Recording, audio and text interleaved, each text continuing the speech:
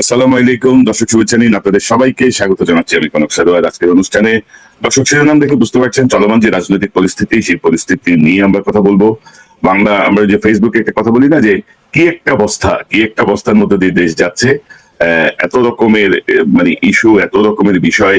আজকে যে শিরোনাম বিএনপির আস্থা নেই ডক্টর ইউনূস সরকারে, এটির পাশাপাশি ধরেন উপদেষ্টা পরিষদের এই অন্তর্বর্তীকালীন সরকারের প্রায় 10 মাস, এই 10 মাসে সিদ্ধান্তহীনতা এবং অদক্ষতার ছাপ কিন্তু চারিদিকে, সবখানে একটা তালগোল বিভ্রান্তিকর অবস্থা। তো এই সব পরিস্থিতি, সার্বিক পরিস্থিতি নিয়ে আমরা কথা বলবো আজকে। আমাদের অতিথি আপনাদের অত্যন্ত প্রিয় মানুষ, মুসলিম সাংবাদিক সম্পাদক ডক্টর মাহমুদুর রহমান, যিনি বিনিয়োগ বোর্ডের চেয়ারম্যান ছিলেন, তিনি সাবেক জ্বালানি উপদেষ্টা। মাহমুদ ভাই, আপনাকে স্বাগত জানাচ্ছি আজকের অনুষ্ঠানে। ধন্যবাদ কনক। কনক এবং দর্শক শ্রোতা, আসসালামু আলাইকুম। ওয়ালাইকুম আসসালাম মাহমুদ ভাই। তো মাহমুদ ভাই, এই যে কি একটা অবস্থা, মানে কিভাবে দেখতেছেন আপনি? ধরেন আমরা কিন্তু বেশ কিছু বিষয় দেখছি। সর্বশেষ গত দুদিন আগে বিএনপির যে তারুণ্যের যে সমাবেশ, সেখানে আমরা দেখলাম যে সরাসরি ডিসেম্বরের মধ্যে নির্বাচনের একটি অনেক আলটিমেটামের মধ্যে দেওয়া হয়েছে। বিএনপির এখন নতুন স্লোগান হচ্ছে remember interim, remember election in December. তো ডক্টর ইউনূস আবার জাপানে বলেছেন জুনের মধ্যে নির্বাচন হবে, তিনি আবার বলছেন যে একটি দল শুধু নির্বাচন চাই ডিসেম্বরে। এরকম নানা রকমের টানা পড়েন দেখছি সেনা প্রশাসনের সাথে, সিভিল প্রশাসনের সাথে, সরকারের সাথে। বারবার বলা সত্ত্বেও উপদেষ্টা পরিষদে কোনো পরিবর্তন নাই। তো সব মিলিয়ে বিষয়টা আপনি কিভাবে দেখছেন? এখন আমি যদি এই যে নির্বাচন বা সংস্কার নিয়ে আমি যদি একটু বলি, বিএনপি বলতে চাচ্ছি সংস্কার একটি চলমান প্রক্রিয়া, ন্যূনতম সংস্কার করে নির্বাচন দেওয়া হোক। এখন ন্যূনতম সংস্কার বলতে এটার আসলে এরিয়া কি, এটা বলা মুশকিল। মানে এটা আমাদের কাছে স্পষ্ট না, হোয়াট ইজ ন্যূনতম সংস্কার, আমার কাছে স্পষ্ট না অন্তত। আবার ডক্টর ইউনূস বলছেন অল্প সংস্কার চাইলে ডিসেম্বর, বেশি সংস্কার চাইলে জুন। অর্থাৎ অল্প সংস্কার কোনটা, বেশি সংস্কার কোনটা? অর্থাৎ সব মিলিয়ে আপনি কি মনে করতেছেন সে বর্তমান পরিস্থিতি? আপনার কাছ থেকে শুনি। আর আজকে দর্শক, আমরা আজকে যে শিরোনাম দিয়েছি বা যা কিছু, এটি মাহমুদ ভাইয়ের গত 2 সপ্তাহের যে এডিটোরিয়াল, তার আলোকে আসলে আমরা তার কাছ থেকে একটু জানার জন্যই এই আজকের অনুষ্ঠানের আয়োজন। মাহমুদ ভাই। জি, বেশ লম্বা ভূমিকা দিলেন আপনি, প্রশ্ন অনেকগুলো। আমি এক কথায় যেটা বলতে চাই, প্রথমেই যে খুবই দুর্ভাগ্যজনক পরিস্থিতি, এরকমটা আমরা আশা করি নাই 10 মাসের মধ্যে। জুলাই বিপ্লবের পরে যে ঐক্য আমরা দেখেছিলাম ফ্যাসিবাদ বিরোধী ক্যাম্পে, সেই ঐক্য বিনষ্ট হয়ে গেছে। এটা দেশের জন্য খুবই অশনি সংকেত। এবং আপনি যে সংস্কারের কথা বললেন, আমার নিজস্ব একটা ব্যাখ্যা ছিল, ঠিক ব্যাখ্যা বলবো না, প্রত্যাশা ছিল যে 1 নম্বর সংস্কারে সবাই যেটা একমত হওয়ার কথা ছিল, যেটা 10 মাসে এখন পর্যন্ত একমত হতে পারি নাই আমরা, বা রাজনীতিবিদ এবং সরকার তারা একমত হন নাই, ব্যর্থ হয়েছেন। সেটা হলো যে আবার যেন কোনোদিন শেখ হাসিনার মতো কোনো ফ্যাসিস্ট শাসক বাংলাদেশে আবার আসতে না পারে রাষ্ট্র ক্ষমতায়, কিংবা রাষ্ট্র ক্ষমতায় এসে ফ্যাসিস্ট হয়ে উঠতে না পারে। এই সংস্কারটি অত্যন্ত গুরুত্বপূর্ণ ছিল। কিন্তু 10 মাস পরে এসেও আমরা এই মূল সংস্কারটির কোন রোডম্যাপ এখন পর্যন্ত দেখতে পারি নাই। আমরা যদি একটু পিছনে ফিরে যাই, 1996 থেকে 2001, সেই সময়টা থেকে শেখ হাসিনার যে শাসন, এবং 2008 থেকে 2009 থেকে 2024 তার পলায়ন পর্যন্ত যে শাসন, এই দুটোর মধ্যে যদি আমরা পার্থক্য করি, তাহলে দেখবো যে শেখ হাসিনা ফ্যাসিস্ট হয়ে উঠেছেন 2009 থেকে 2024-এর মধ্যে। এবং আপনি যদি সেই সময় তার বডি ল্যাঙ্গুয়েজ খেয়াল করেন, তার বক্তৃতা দেওয়ার ভঙ্গি, এবং এই গত 15 বছর, তাহলে একটা বিরাট পার্থক্য দেখতে পাবেন। মনে হলো যেন যে এই 15 বছরের মধ্যে শেখ হাসিনা একটা দানব হয়ে উঠেছিলেন। তো এই যে সিস্টেম, যে সিস্টেমে শেখ হাসিনাকে দানব হয়ে উঠতে সহযোগিতা করেছিল, আমরা তো সেই সিস্টেমের পরিবর্তন চেয়েছিলাম। আমরা চেয়েছিলাম যে আর কোন শাসক যেন রাষ্ট্র ক্ষমতায় এসে শেখ হাসিনার মতো দানব হয়ে উঠতে না পারে। তাহলে আমি কম বেশি বুঝি না, কিন্তু এই সংস্কারটি একেবারে বাধ্যতামূলক ছিল। আরেকটি সংস্কার বাধ্যতামূলক ছিল, সেটা হচ্ছে জুডিশিয়ারি সংস্কার। কারণ আপনি যাই বলেন, বাংলাদেশের যে পরিস্থিতি 16 বছরে হয়েছিল, তার জন্য যদি শেখ হাসিনার বাইরে, এক্সটার্নাল ভারতের বাইরে আমি যদি কাউকে দায় দিতে চাই, তাহলে আমি 1 নম্বরে জুডিশিয়ারিকে দায় দেব। এই জুডিশিয়ারির কারণেই শেখ হাসিনা দানব হয়ে উঠতে পেরেছিলেন। এবং এই জুডিশিয়ারির কারণেই আপনার নিশ্চয়ই মনে আছে যে বেআইনি ভাবে তত্ত্বাবধায়ক সরকার প্রথা বাতিল করে দেওয়া হয়েছিল, বেআইনি ভাবে নানা রকম বিধিনিষেধ আরোপ করা হয়েছিল ভিন্ন মতের উপরে। এমনকি এমন একটা অবস্থা ছিল যে তারেক রহমানের বক্তৃতা প্রচার করা যাবে না। আপনি নিজে জেলে গেছিলেন, যে কারণে এখন হয়তো বিএনপি ভুলে গেছে। বিএনপি আবার উপকার বেশ তাড়াতাড়ি ভুলে যায়, যে আপনি জেলে গেছিলেন কিন্তু তারেক রহমানের লাইভ বক্তৃতা প্রচার করার জন্য। এটা আমি একটু মনে করিয়ে দিলাম দর্শকদের, আপনি হয়তো নিজেরটা বলতে একটু কুণ্ঠিত হবেন, লজ্জাবোধ করবেন। এই জন্য আপনাকে আমি বলে দিলাম যে আপনি কেন জেলে গিয়েছিলেন। আজকে আমি দেখতে পাই যে বিএনপি আপনাকে ট্রোল করে, বিএনপি আপনাকে নিয়ে নানা রকম কথা বলে, অথচ এই বিএনপির যিনি প্রধান নেতা তার বক্তৃতার কারণে আপনাকে জেলে যেতে হয়েছিল, আপনার পরিবার লাঞ্ছিত হয়েছিল, আপনার বোনকে ধরে নিয়ে কি রকম অত্যাচার করা হয়েছিল, আপনারা সপরিবারে দেশ ছাড়তে বাধ্য হয়েছেন। এগুলো বিএনপির নেতারা জানেন কিনা, জানলেও স্বীকার করতে চান না বর্তমানে মনে হচ্ছে। তো আমরা চাই নাই যে আবার এরকম শেখ হাসিনা তৈরি হবে বাংলাদেশে, যে কনক সারওয়ারের বোনকে জেলে ধরে নিয়ে যাবে। এরকম পরিস্থিতি যেন না হয়, তাহলে এটা না হতে গেলে বিচার বিভাগ অত্যন্ত গুরুত্বপূর্ণ। তো সেখানে আমরা সংস্কার চেয়েছিলাম। আমার কাছে যেটা মনে হয় সেটা হলো যে যেটা সবচেয়ে বড় ভুল হয়েছে ডক্টর ইউনূস এবং তার উপদেষ্টা মন্ডলী বা তার পরামর্শকদের, যে তারা সংস্কারগুলোর একটা প্রায়োরিটি ঠিক করতে পারেন নাই। এই প্রায়োরিটি ঠিক না করতে পারাটা এই সরকারের সবচেয়ে বড় ব্যর্থতা বলে আমি মনে করি। আর এই কারণে এটা একটা কারণ। আর অপরদিকে আমরা যদি বিএনপির দিকে তাকাই, তাহলে দেখবো যে বিএনপি এখন যে ভাষায় কথা বলছে ডক্টর ইউনূস সম্পর্কে, সেই ভাষার সাথে হাসিনার ভাষার কিন্তু খুব একটা পার্থক্য নাই। তো এই ধরনের ভাষা তারা ব্যবহার করছে, তারা বলতে চাচ্ছে বর্তমান সরকারের সাথে নাকি শেখ হাসিনার সরকারের তুলনা চলে। আমি মনে করি এটা বিএনপির পক্ষ থেকে এক ধরনের অকৃতজ্ঞতা। কারণ শেখ হাসিনার সরকারের সময় হলে, আমি আমার কথা বলি, বিএনপিটা আমি বাদই দেই, কৃতজ্ঞতা যার যার ব্যাপার, আমি বাংলাদেশে আসতে পারতাম না। আমি আমার এই একেবারেই বয়োবৃদ্ধা মায়ের পাশে থাকতে পারতাম না। আমার মা এখন শয্যাশায়ী, কখনো তিনি আমাকে চিনতে পারেন, কখনো চিনতে পারেন না, এরকম অবস্থায় আছেন, এই বয়সে যা হয়। তো এই সময় যে আমি তার পাশে থাকতে পারছি, এটা আমি পারতাম না এই জুলাই বিপ্লব না হলে। আমি আমার দেশ আবার চালু করতে পারতাম না, আমার দেশের এতগুলো সাংবাদিক আবার চাকরি ফিরে পেতেন না, এবং তারা যে আনন্দের সাথে এখন আবার সাংবাদিকতায় ফিরে আসতে পেরেছেন, সেই আনন্দ আপনি বাংলাদেশে আসলে দেখতে পেতেন আর কি।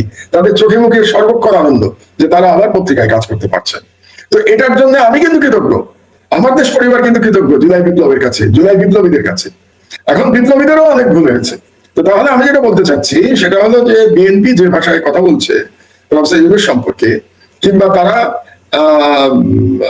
শেখ হাসিনার ল্যাঙ্গুয়েজ যে ব্যবহার করছে, এটাতে আমি অবাক হচ্ছি যে এই ভাষা তারা কিভাবে ব্যবহার করে, কিংবা বর্তমান সরকারকে কেমন করে তারা শেখ হাসিনার সরকারের সাথে তুলনা করতে পারে আমি জানি না। রাজনীতিবিদদের মন মানসিকতা আমি বুঝতে পারি না, কারণ আমি নিজে রাজনীতিবিদ নই। আর ৩ নম্বর পক্ষ যেটা এই লড়াইয়ের মধ্যে, তারা যে ছাত্র নেতারা যারা জুলাই বিপ্লবে নেতৃত্ব দিয়েছিল, তারাও ব্যর্থ হয়েছে গত 10 মাসে। তারা নিজেদের একটা ভালো করে দল গোছাতে পারে নাই, এবং তাদের যে অনভিজ্ঞতা এটা প্রতি পদে পদে দেখা গেছে। তাদের মধ্যে যে আদর্শিক বিরোধ আছে এটা দেখা গেছে। তারা ঠিক করতে পারছে না এখনো যে তারা তাদের আদর্শ হিসেবে কোনটাকে ধরে দেবে। আদর্শ হিসেবে তারা একটা মধ্যপন্থার দিকে বোধহয় থাকতে চাচ্ছে। তারা একটু ইসলাম প্রশ্নে মাঝে মাঝে তাদের কোনো কোনো নেতাকে একটু অস্বস্তিকর অবস্থায় দেখা যাচ্ছে। তারা আবার কেউ কেউ পোস্ট দিচ্ছেন, পোস্ট দিয়ে আবার পোস্ট মুছে ফেলছেন, আবার পোস্ট দেওয়ার জন্য দুঃখ প্রকাশ করছেন। এটাও একটা আশ্চর্য ব্যাপার যে বর্তমান সরকারি উপদেষ্টারা কথায় কথায় পোস্ট দেন, স্ট্যাটাস দেন বিভিন্ন জায়গায়, ইনস্টাগ্রামে কিংবা ফেসবুকে। তারা জানেন না যে উপদেষ্টার চেয়ারে বসে এগুলো করা যায় না। তো এই কমন সেন্স যাদের নাই, তারা কিভাবে রাষ্ট্র চালাবেন? সুতরাং ছাত্ররাও যেটা করেছে, তারা দল করতে পারেনি। এবং তার চেয়ে বড় কথা হলো যে কোনো কোনো ছাত্র নেতার নামে দুর্নীতির অভিযোগ উঠছে, এটাও খুব দুর্ভাগ্যজনক। আপনি জানেন যে দুজন উপদেষ্টার সম্ভবত পিএসকে তাদের বিরুদ্ধে তদন্ত চলছে, এবং তাদের বিদেশ যাওয়ার উপরে বিধিনিষেধ আরোপ করা হয়েছে দুদকের তরফ থেকে। তো সেটাও আমরা কিন্তু ভাবি নাই যে 10 মাসের মধ্যে এই সরকারের কোন উপদেষ্টার অথবা তার পিএস এর বিরুদ্ধে দুর্নীতির অভিযোগ উঠবে। তো সব মিলে আমি যেটা দেখতে পাচ্ছি যে একটা মুখোমুখি অবস্থানে দাঁড়িয়ে গেছে, এবং এমন মুখোমুখি অবস্থানে দাঁড়িয়ে গেছে যে আমি বাংলাদেশের ভবিষ্যৎ নিয়ে শঙ্কিত বোধ করছি। এবং আরো দুর্ভাগ্যজনক হচ্ছে যে জুলাই বিপ্লবের যে ঐক্যে ফাটল ধরার সুযোগে কিন্তু বাংলাদেশে যারা ফ্যাসিবাদের দোসর ছিল তারা মাঠে নেমে পড়েছে। আমি দেখলাম যে কিছু বামপন্থী দল আজকে বিবৃতি দিয়েছেন ইউনূসের বিরুদ্ধে, এবং বলতে গেলে বিএনপির পক্ষে। এই বামপন্থী দলগুলো কিন্তু ফ্যাসিবাদের সহযোগী ছিল। আজকে জাতীয় পার্টি মাঠে নামার হুমকি দেয় যে আগামীকাল থেকে তারা মাঠে নামবে। এই জাতীয় পার্টি ফ্যাসিবাদের দোসর ছিল। তো এই ফ্যাসিবাদের দোসর এই বামপন্থী দলগুলো, সিপিবি এবং এই জাতীয় দল যারা সারাক্ষণ দালালি করেছে হাসিনার, এবং জাতীয় পার্টি, তারা নামার সাহস পাচ্ছে, কারণ জুলাই বিপ্লবে ঐক্য আর নাই। আর আরেকটা দুর্ভাগ্যজনক ব্যাপার হচ্ছে যে ভারত থেকে যে বয়ান দেওয়া হচ্ছে নির্বাচনের ব্যাপারে, সেই বয়ান সাথে বিএনপির বয়ান এবং আমাদের সেনাপ্রধানের বয়ান মিলে যাচ্ছে। এটা খুব দুর্ভাগ্যজনক। আমি জানি না ভারতকে ইচ্ছা করে করছে কিনা, সেটা আমার জানা নাই। কারণ হচ্ছে যে নির্বাচন নিয়ে ভারত এক্স্যাক্টলি যা বলছে, একই কথা বিএনপি, একই কথা বাংলাদেশের আর্মি চিফ বলছেন। এমনও হতে পারে ভারত এটা বাংলাদেশের মিলিটারি প্রধান এবং বিএনপি কে বিতর্কিত করবার জন্য করছেন, হতেও পারে। আমি বলছি আর কি যে তারা হয়তো এগুলো বলে তারা বিতর্কিত করছেন বিএনপি কে, তারা বিতর্কিত করছেন সেনাপ্রধানকে এবং বাংলাদেশের ফাটলটাকে আরো বিস্তৃত করছেন। তো এই অবস্থার মধ্যে এই যে মুখোমুখি অবস্থান, মানে এখন শুধু বাকি আছে বিএনপির বলা হাসিনার মতো যে ইউনূসকে পদ্মায় দুটা চোয়ান দিয়ে আসো, দুইবার চোয়া কিন্তু মরে না যায়, এরকম বলাটা শুধু বাকি আছে মনে হচ্ছে বিএনপির তরফ থেকে। এছাড়া যে ভাষাগুলো ব্যবহার করা হচ্ছে, তাকে সুৎখর বলা হচ্ছে। আপনার মনে আছে নিশ্চয়ই যে শেখ হাসিনা তাকে সুৎখর করে গাল দিতেন, এবং মোটামুটি বয়ান খুব কাছাকাছি চলে গেছে আওয়ামী লীগ এবং বিএনপি। এবং এইদিকে আবার প্রফেসর ইউনূসের আমি একটু সমালোচনা করতে চাই যে তিনি জাপানে গিয়ে বাংলাদেশের রাজনীতি নিয়ে কথা না বলাটা ওনার সমীচীন হয় নাই। এবং তিনি যে বলেছেন একটি দল শুধু নির্বাচন চাচ্ছে, অন্যরা নির্বাচন চাচ্ছে না, এই বক্তব্যটা হয়তো তিনি বিরক্ত হয়ে বলেছেন, কিন্তু প্রধান উপদেষ্টা চেয়ারে বসে ওনার বিরক্তিটা পাবলিক করাটা সমীচীন হয় নাই। কাজেই এই অবস্থার মধ্যে প্রফেসর ইউনূস আগামীকাল ফিরে আসবেন, এবং ফিরে আসলে পরে বোঝা যাবে যে কোন দিকে করাচ্ছে। তো মাহমুদ ভাই, ধরেন এখন যে গ্যাপটা, ধরেন বিএনপি বলছে ডিসেম্বরে নির্বাচন, সরকার বলছে জুনে নির্বাচন, ফারাক হচ্ছে কিন্তু 6 মাসের, ডিসেম্বর জুন। তো এই 6 মাসে কি মহাভারত অশুদ্ধ হবে, বা বিএনপির এই কেন এই 6 মাসের গ্যাপটা কেউ বিএনপি মানতে চাচ্ছে না, এটা একটা বিষয়। আরেকটা বিষয় হচ্ছে যেটা বারবার বিএনপি থেকে বা বিরোধী দলগুলো থেকে বলা হচ্ছে যে আপনি একটা রোডম্যাপ দেন, সরকার কিন্তু কোনো রোডম্যাপ দিচ্ছে না। তো সরকার বললেই হয় যে আমরা একটা কার্য, রোডম্যাপটা মানে কি, যে আমার ইলেকশন কমিশন এইভাবে ভোটার তালিকা সম্পন্ন হবে এত তারিখে, তফসিল ঘোষণা হবে এত তারিখে, নির্বাচনের সম্ভাব্য তারিখ এত, আমরা এইভাবে আমরা প্রস্তুতি নিচ্ছি। তো এই জায়গাটা কিন্তু সরকার কিন্তু এক ধরনের রিজিকনেস দেখাচ্ছে যে না, কোনো রোডম্যাপ নাই, বারবার বলা হচ্ছে। তো বিএনপি আবার এটাকে বড় একটা ইস্যু করছে যে আমরা তো নির্বাচন চাচ্ছি না, আমরা একটা রোডম্যাপ চাচ্ছিলাম, সেই রোডম্যাপ দিতে আপত্তি। তো আপনি কি মনে করেন, ডিসেম্বর জুন রোডম্যাপ কি মনে করেন, কোথায় সমস্যা?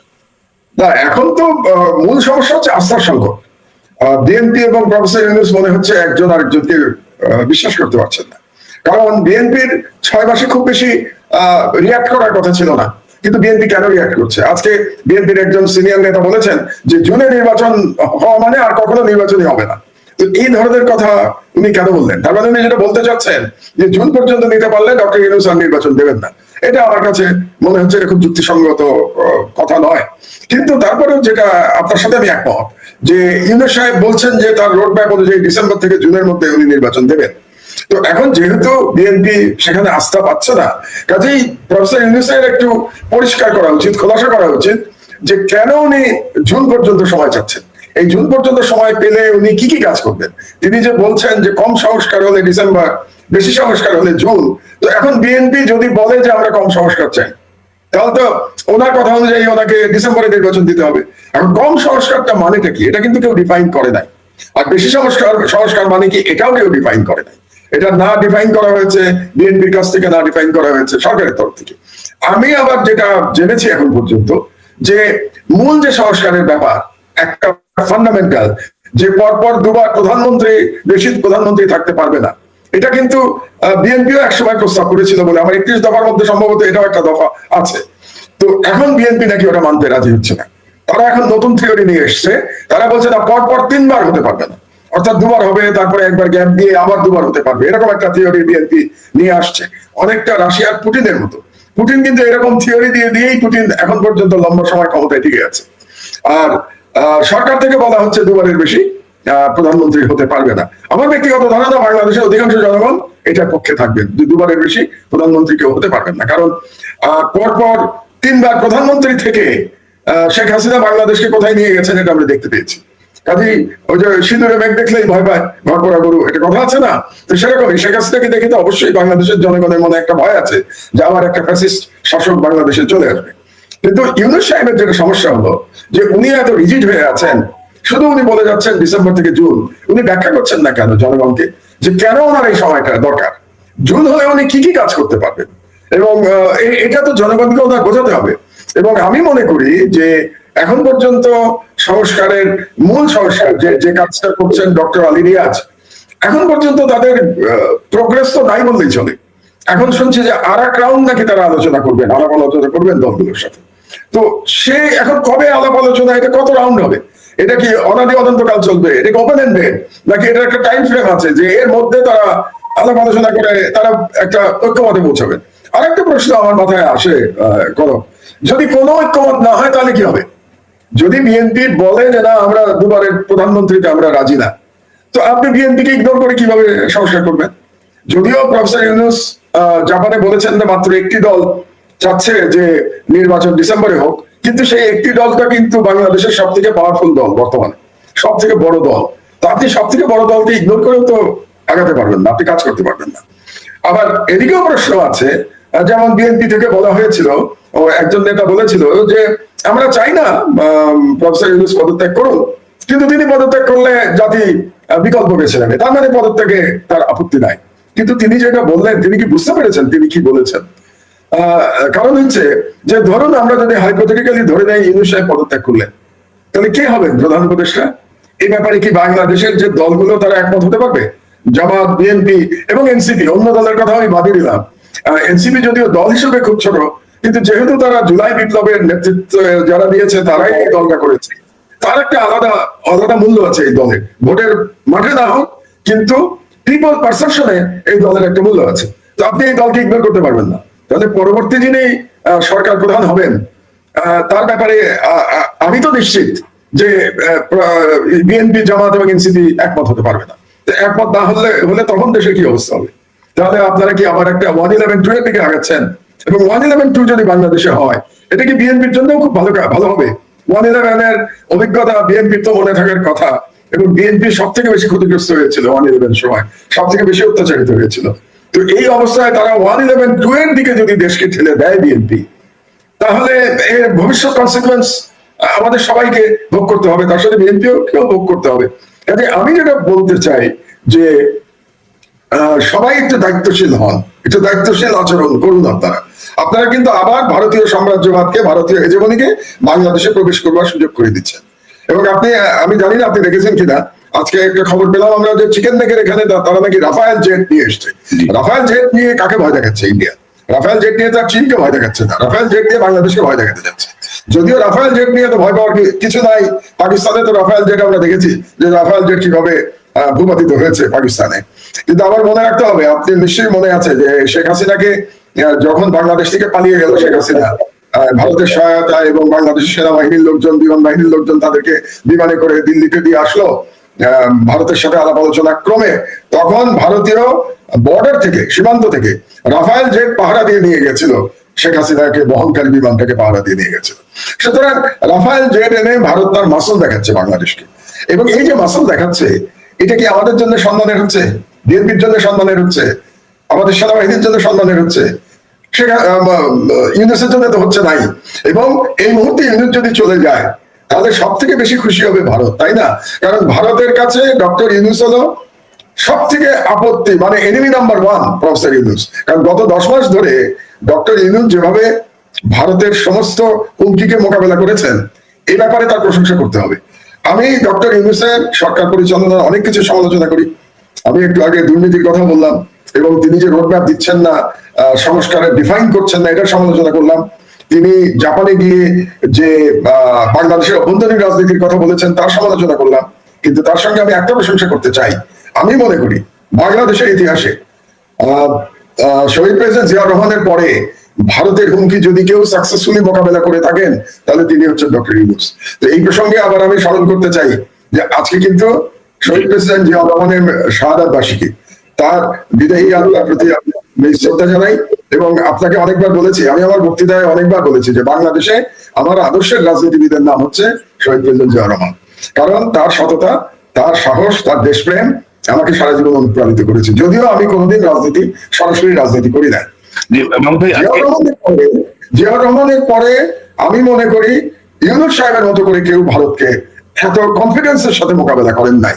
এবং আমি আমার বিবেচনায় এই গত 10 মাসে আসলে ইউনূস কি বলে কূটনৈতিক ভাবে বা ইন্টারন্যাশনাল এরেনাতে ভারতকে পরাজিত করেছেন। এটা আমাদের জন্য খুব গর্বের কথা। তো আমি যেটা সবসময় বলার চেষ্টা করি, যার যেটা প্রাপ্য তাকে সেটা দেওয়া উচিত। কাজে আমার আহ্বান থাকবে সব রাজনীতিবিদদের প্রতি যে তারা যেন রাজনীতিবিদ এবং সরকার উভয়ের প্রতি আমার আহ্বান থাকবে যে আপনারা দায়িত্বশীল আচরণ করুন। যে ভারতকে আমরা পরাজিত করতে পেরেছি আমাদের মহান জুলাই বিপ্লবের মাধ্যমে, আল্লাহর ওয়াস্তে সেই ভারতীয় সাম্রাজ্যবাদকে আপনারা আবার বাংলাদেশে ডেকে দিয়ে আসবেন না।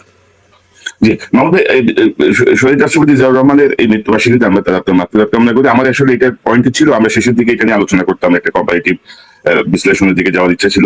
যাই হোক, প্রসঙ্গটা এসছে। আমি এই যে প্রসঙ্গটা আপনি বলছিলেন যে ধরেন আমি যদি একটু দেখাই যে আমাদের ওই দিন দৈনিক সমকালে একটা কম্পারেটিভ একটা আলোচনা বেরিয়েছে যে মৌলিক সংস্কারে কোন দলের কি অবস্থান, এবং সেখানে আমরা দেখছি যে প্রধানমন্ত্রীর ক্ষমতা হ্রাসে বিএনপি আংশিক রাজি, নির্বাচন পদ্ধতি যেটি আছে সেটি বিদ্যমান, জামাত চাচ্ছে সংখ্যানুপাতিক, এনসিপিও চাচ্ছে বিদ্যমান, সংস্কার বাস্তবায়ন পদ্ধতি বিএনপি চায় পরে সংসদ করবে, জামাত চায় গণভোট এবং এনসিপি চায় গণপরিষদ। অর্থাৎ বিএনপি ধরেন অধিকাংশ যে পয়েন্ট গুলো এসছে, বিএনপি কোনোটাই মানে নাই, কোনোটাই মানে নাই, যেটা মেনেছে সেটা আংশিক মেনেছে। তো এখন ধরেন এই যদি হয় অবস্থা, তাহলে ধরেন নির্বাচনের একটা দাবি আসছে, একটা বিষয় সামনে আসছে, তো সেই জায়গাটায় যদি ডিসেম্বরে নির্বাচন বা জুনে নির্বাচনে যেতে হয়, আপনি কি মনে করেন? আপনি তো বলছিলেন যে হাসিনার মতো কেউ যেন আবার ফ্যাসিজম কায়েম করতে না পারে, সেটা হচ্ছে মূল সংস্কার। তো এখন আমরা অল্প সংস্কার, বেশি সংস্কার যাই বলি, মূল কোন পয়েন্ট গুলোকে আপনি বলবেন যে এই পয়েন্ট গুলো অবশ্যই একটি সংস্কার ছাড়া নির্বাচন হওয়া উচিত হবে না? আপনি আপনার সাজেশনটা একটু নিতে চাই। আমার সাজেশন তো গ্রহণ করবে না রাষ্ট্র, কোন রাজনৈতিক দলও করবে না। বাংলাদেশে যদি আপনি ফ্যাসিবাদের উত্থান আটকাতে চান, তাহলে প্রধান নির্বাহীর ক্ষমতার সাথে পার্লামেন্টের ক্ষমতার যদি একটা ব্যালেন্স না হয়, আপনি ফ্যাসিবাদের উত্থান আটকাতে পারবেন না। এবং আমরা দেখেছি যে এই ওয়েস্টমিনস্টার স্টাইলের যে ডেমোক্রেসি আমরা চর্চা করছি, এই স্টাইলের ডেমোক্রেসি শেখ হাসিনার মতো ফ্যাসিবাদ আমাদেরকে উপহার দিয়েছে। সুতরাং আমি বেশ কিছুদিন আগে, মাস দুয়েক আগে সম্ভবত, আমি রাওয়াতে একটা বক্তৃতা করেছিলাম বাংলাদেশের সংস্কারের উপরে, এবং সেখানে আমি বলেছিলাম বাংলাদেশে আমি মনে করি রাষ্ট্রপতি শাসিত সিস্টেমে ফিরে যাওয়া উচিত, এবং রাষ্ট্রপতি শাসিত সিস্টেমটা আমেরিকার মতো হওয়া উচিত, যেখানে প্রেসিডেন্ট দুইবার নির্বাচিত হবেন, দুবারের বেশি হতে পারবেন না, এবং প্রেসিডেন্টের সাথে পার্লামেন্টের, ওদের দেশে যেটাকে কংগ্রেস বলে এবং সিনেট বলে, ওদের তো দ্বিকক্ষ বিশিষ্ট, আপনি জানেন, আপনি তো আছেনই ওই দেশে, কাজে আমি আপনাকে আর কি শেখাচ্ছি। তো যেহেতু ওখানে কংগ্রেস এবং সিনেট আছে, তো কংগ্রেস সিনেটের সাথে প্রেসিডেন্টের ক্ষমতার ভারসাম্য আছে।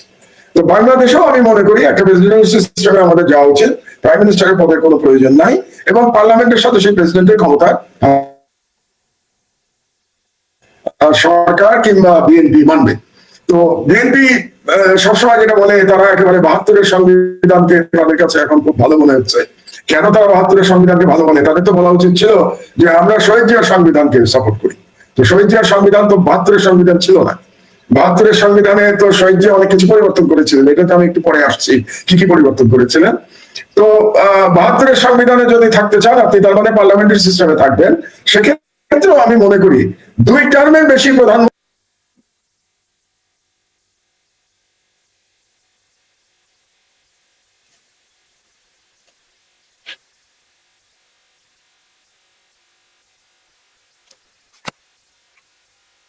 দর্শক, মাহমুদ ভাইয়ের প্রতি নেটওয়ার্কে একটু সমস্যা হচ্ছে, অপেক্ষা করি।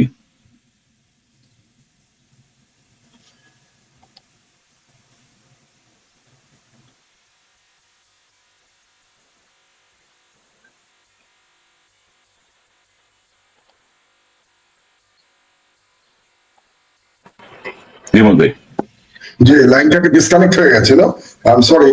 তো যেটা বলছিলাম যে 2 টার্মের বেশি যদি আপনি প্রধানমন্ত্রীর সিস্টেম রাখেন, তাহলে আবারও বাংলাদেশে ফ্যাসিবাদ ফিরে আসার আশঙ্কা থাকবে। তাহলে আমি বাংলাদেশের একজন প্রবীণ নাগরিক হিসেবে আমার প্রত্যাশা হচ্ছে যে অবশ্যই এখানে ছাড় দেওয়ার কোনো সুযোগ নাই। 2 টার্মের বেশি বাংলাদেশের প্রধানমন্ত্রী থাকতে পারবে না, মিনিমাম এটাতে ঐক্যমত হতে হবে। আর এটাতে যদি ঐক্যমত না হয়, তাহলে নির্বাচন যতই করেন না কেন, অন্য কোনো সংস্কারের কোনো ভ্যালু আমার কাছে নাই। আর যদি আরো এখানে প্রশ্ন আছে যে ঠিক আছে, বিএনপি এখন মানলো, মেনে তারপরে সে ক্ষমতায় গিয়ে এই সংস্কার প্রস্তাব ছেড়ে ফেলে দিল, তখন আপনি কি করবেন? কিভাবে আটকাবেন সেটাকে? কারণ আমরা তো ধরে নিচ্ছি যে আগামী নির্বাচনে বিএনপি জয়লাভ করবে, এখন পর্যন্ত তাই মনে হচ্ছে, কোনো অল্টারনেটিভ তো আমার চোখে পড়ছে না। বিএনপি জয়লাভ করার কথা।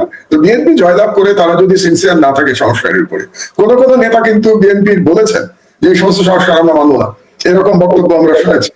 তো সেক্ষেত্রে বাংলাদেশের ভবিষ্যৎ আবারও আমাদের হয়তো লড়াইতে নামতে হবে, যেটা আমি আমার লেখায় আমি লিখেছিলাম এই বুধবারের আগের বুধবারে, যে জুলাই বিপ্লব অসমাপ্ত থেকে গেছে, হয়তোবা জুলাই বিপ্লব সমাপ্ত করতে হবে। তো এটা একটা আশঙ্কা তো আমাদের আছেই। কিন্তু আমি তো এখন যেটা দেখতে পাচ্ছি তাতে কি নির্বাচন পর্যন্ত প্রফেসর ইউনূস টেনে নিয়ে যেতে পারবেন? কারণ আলটিমেটাম দিয়ে দিয়েছে বিএনপি, ডিসেম্বরের মধ্যেই নির্বাচন হতে হবে। এবং আলটিমেটাম কে দিয়েছে? বিএনপির যিনি কার্যত এখন প্রধান ব্যক্তি তিনি দিয়েছেন, তারেক রহমান দিয়েছেন, যে ডিসেম্বরের মধ্যে নির্বাচন হতে হবে। So that's ultimatum. তো এই আলটিমেটাম যদি ইউনূস সাহেব না মানেন, তাহলে তো রাস্তায় তো শক্তি বিএনপি দেখাতেই পারে। তো রাস্তায় শক্তি দেখিয়ে যদি সরকার অচল করে দেয়, তাহলে বাংলাদেশ কি হবে আপনি আমি কেউই জানি না। সুতরাং আমার মনে হচ্ছে যে আগামী অন্তত 2 মাস বাংলাদেশের জন্য খুব গুরুত্বপূর্ণ, খুবই অনিশ্চয়তা বিরাজ করছে। এবং এই 2 মাস পরে আমরা বুঝতে পারবো যে আসলে কি আমরা একটা গণতান্ত্রিক ট্রানজিশন হবে, নাকি আবার আমরা অনিশ্চয়তার মধ্যে যাব, আবার কেওস শুরু হবে। আরেকটি কথা আমি বলতে চাই, শহীদ জিয়ার প্রসঙ্গ যেহেতু এসছে আমাদের, এবং আমি বলছিলাম যে 72-এর সংবিধান আর শহীদ জিয়ার সংবিধানের মধ্যে পার্থক্যটা আমি একটু বলবো। এক নম্বর হচ্ছে যে 72-এর সংবিধান বলে তো কিছু নাই, সংবিধান বলে তার এই সংবিধানকে শেখ মুজিবুর রহমানই ধ্বংস করে গেছিলেন, কারণ তিনি বাকশাল কায়েম করেছিলেন, একদলীয় রাষ্ট্র ব্যবস্থা। তো জিয়া রহমান সাহেব এসে আবার গণতন্ত্র ফিরিয়ে এনেছিলেন। তার থেকে একটা বড় ফান্ডামেন্টাল চেঞ্জ করেছিলেন জিয়া রহমান। তিনি আমাদের সংবিধানে বিসমিল্লাহির রহমানির রহিম নিয়ে এসেছিলেন। তিনি আমাদের সংবিধানে আল্লাহর প্রতি পূর্ণ আস্থা এবং ঈমান নিয়ে এসেছিলেন।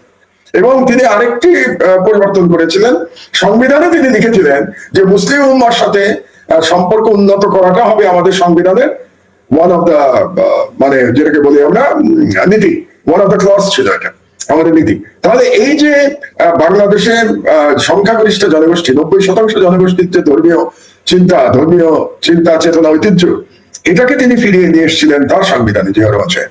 তো এখন আমার কাছে খুব অবাক লাগে যখন আমি দেখতে পাই বিএনপির কোন নেতার বক্তব্যের মধ্যে আমি শেখ হাসিনার বয়ানের রিপিটেশন দেখতে পাই। এবং সেই বয়ানটা কি, যে বাংলাদেশে এক ধরনের সেকুলার কথাবার্তা দেখতে পাই তারা বলেন, এবং ইন্ডিয়ান বয়ানের সাথে মিলে যায় বিএনপির কোন নেতার বয়ান। তারা বাংলাদেশে আবার মৌলবাদের জুজুর কথা বলেন, বাংলাদেশের জঙ্গিবাদের কথা বলেন। তার মানেটা হলো যে সময়, মানে আওয়ামী লীগের সময় 16 বছরে যে ইসলাম বিদ্বেষের যে একটা পটভূমি ছিল, এবং লড়াইটা ছিল মুসলমানদের বিরুদ্ধে, ভারতীয় যে লড়াইটা চাপিয়ে দিয়েছিল, দুর্ভাগ্যজনক ভাবে যেই দল জিয়া রহমান সাহেব সৃষ্টি করেছিলেন, যেই দলের যিনি আমাদের সংবিধানে বিসমিল্লাহির রহমানির রহিম নিয়ে এসেছিলেন, সেই দল আজকে ভারতীয় ইসলাম বিদ্বেষী বয়ানের কথা বলছে। তো এটা একটা, আমি মনে করি এটা একটা মেরুকরণ হচ্ছে, নতুন ধরনের মেরুকরণের দিকে আমরা বোধহয় যাচ্ছি। এবং এই মেরুকরণ আমরা মিডিয়াতেও দেখতে পাচ্ছি, মানে বিএনপি সমর্থক মিডিয়াতেও আমরা এই ধরনের মেরুকরণ দেখতে পাচ্ছি। এখন মাহমুদ ভাই, যে ধরেন আমরা এই সরকার গঠন হওয়ার পর থেকে আমরা তো বলবো যে আপনি সহ আমরা আলোচনা করেছি যে উপদেষ্টা পরিষদে যাদেরকে নেওয়া হয়েছে তাদের ব্যাপারে আমাদের পর্যবেক্ষণ ছিল প্রথম থেকেই, এবং এখন ক্রমশ যত দিন যাচ্ছে আমাদের পর্যবেক্ষণ গুলো কিন্তু যে সত্য পর্যবেক্ষণ ছিল বা আমাদের যে উপলব্ধিটা বক্তব্যগুলো ঠিক ছিল সেটি ক্রমশ প্রমাণিত হচ্ছে। এবং আপনি যদি দেখেন যে 10 মাসে আপনি যদি প্রথমেই বলছিলেন জুডিশিয়ারির তেমন কোনো পরিবর্তনই হয় নাই, মানে কয়েকজন বিচারপতিকে মানে অবসর দেওয়া ছাড়া যে কার্যকর যে পরিবর্তনগুলো এগুলো কিছুই হয়নি। সবাই সবার মতো বহাল এবং সবাই সবার মতো কাজ করে যাচ্ছে, উচ্চ আদালত থেকে নিম্ন আদালত পর্যন্ত। আইন মন্ত্রণালয় একটি অকার্যকর মন্ত্রণালয় হিসেবেই অনেকের কাছে মানে মনে হচ্ছে, প্রতিভাত হচ্ছে। তো এবং আপনি যদি দেখেন যে নানা রকমের প্রতিবিপ্লবের চেষ্টা হয়েছে একদম প্রথম দিন থেকেই, নানা রকমের আন্দোলন, নানা রকমের কর্মসূচি, আনসার বিদ্রোহ, উচ্চ আদালতের একটি বিদ্রোহ, কারা বিদ্রোহ, এটা সেটা, অর্থাৎ ইউনূস সরকার কিন্তু শান্তিতে থাকতে দিচ্ছে না।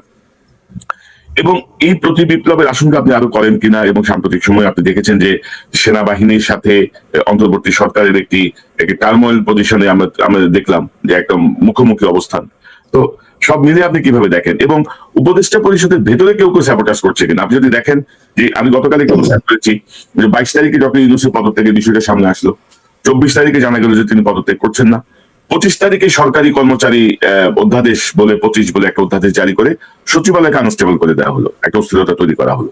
তো সব মিলিয়ে আসলে প্রতি বিপ্লবের আশঙ্কা কতটুকু, বা এই প্রক্রিয়াটা একটু যদি বলেন, কারণ আওয়ামী লীগ বেপরোয়া হয়ে গেছে রিফাইন্ড ওয়েতে ঢুকতে বা সরাসরি ঢুকতে? আপনার বক্তব্যটা একটু শুনুন। না, আমি প্রথমে আসি উপদেষ্টা পরিষদ নিয়ে। আমি উপদেষ্টাদের ব্যক্তিগতভাবে কাউকে আমি সমালোচনা করতে চাই না, কিন্তু একটা জিনিস আপনার বলা দরকার যে প্রফেসর ইউনূস যাদেরকে উপদেষ্টা বানিয়েছেন, আপনি দেখবেন যে তারা সবাই প্রায় তার পরিচিত। তার মানে প্রফেসর ইউনূসের হ্যান্ডপিক ব্যক্তিরাই কিন্তু উপদেষ্টা হয়েছে, প্রথমটা বাদ দিলে। প্রথমে তো প্রফেসর ইউনূস হয়তো তখন জানতেন না, মানে 8 তারিখে যারা যারা উপদেষ্টা হয়েছে, কিন্তু পরবর্তীতে যে সমস্ত উপদেষ্টা হয়েছে সবই তো প্রফেসর ইউনূস নিজে হ্যান্ডপিক করেছে। এটাই আমাদের ধরে দিতে হবে। শুধু উপদেষ্টা কেন, উপদেষ্টার উপদেষ্টা তো সেমি উপদেষ্টা নানা রকম লোকজন এসছে সরকারে, এবং তাদেরকে প্রফেসর ইউনূসই নিয়ে এসছে। কাজে এটা দায়িত্ব প্রফেসর ইউনূসকে নিতে হবে। আমি ইন্ডিভিজুয়াল উপদেষ্টাদের এর জন্য দায়ী করতে চাচ্ছি না। এটা গেল প্রথম কথা। দ্বিতীয় হচ্ছে যে উপদেষ্টারা অনেক কাজে ব্যর্থ হয়েছে, আমি একমত, এবং এটা নিয়ে আমরা আগেও অনেকবার আলোচনা করেছি।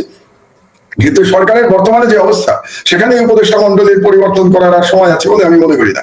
সেই পরিস্থিতি এখন নাই, এবং উপদেষ্টা মন্ডলী পরিবর্তন করে প্রফেসর ইউনূস এটাকে সামাল দিতে পারবেন বর্তমান পরিস্থিতি, সেটাও আমার কাছে মনে হচ্ছে না। কারণ একটা সরকার টিকে থাকে দুটো ফোর্সের মাধ্যমে, এটা বুঝতে হবে আমাদেরকে। প্রফেসর ইউনূস রাজনীতিবিদ নন, এই জন্য হয়তো তিনি ব্যাপারটা বুঝতে পারছেন না। একটা হলো যে স্ট্রিট পাওয়ার, মানে যে দলটি ক্ষমতায় আছে তার স্ট্রিট পাওয়ার আছে কিনা। আর দ্বিতীয়টা হলো যে মিলিটারি তাকে কতটা, মানে মিলিটারি তো একটা ইনস্টিটিউশন, বাংলাদেশে ইনস্টিটিউশন হিসেবে মিলিটারি তাকে কতটা সাপোর্ট করছে। তো এই মুহূর্তে আমরা যদি প্রফেসর ইউনূসের সরকারের দিকে তাকাই, প্রফেসর ইউনূস কিন্তু এই মুহূর্তেও বাংলাদেশের সব থেকে জনপ্রিয় ব্যক্তি।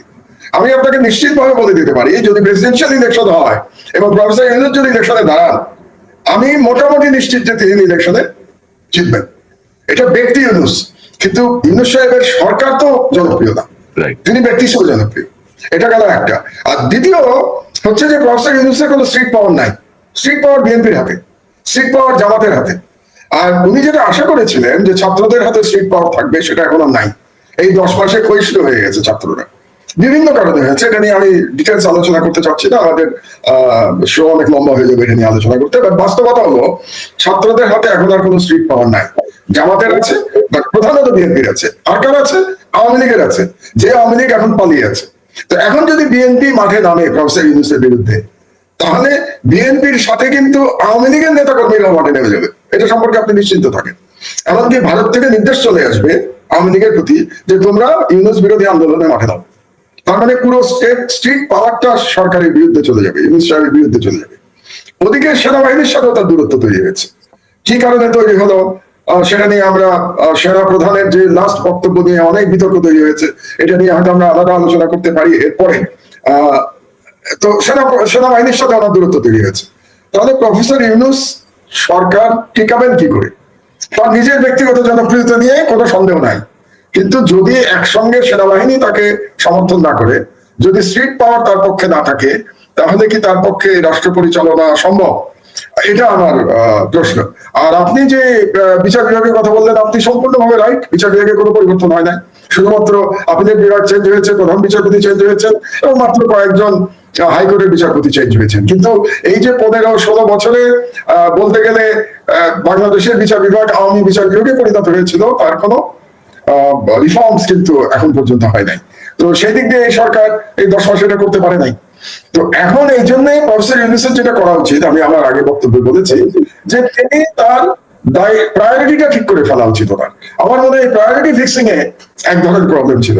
আর একটা আপনি খুব সঠিক কথা বলেছেন, যে পরিমাণ আন্দোলন ওনাকে মোকাবেলা করতে হয়েছে, সেই আন্দোলনের পরে উনি টিকে আছেন কি করে, আমি এটাই তো বুঝি না।